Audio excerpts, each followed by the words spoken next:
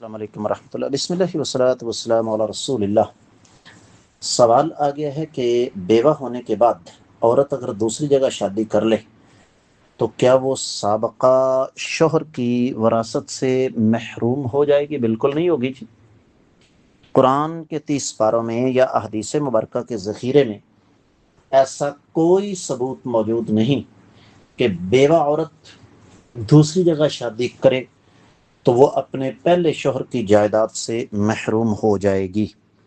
یہ صرف اور صرف ہم لوگوں نے اپنی طرف سے ایک قاعدہ قانون گڑھا ہوا ہے۔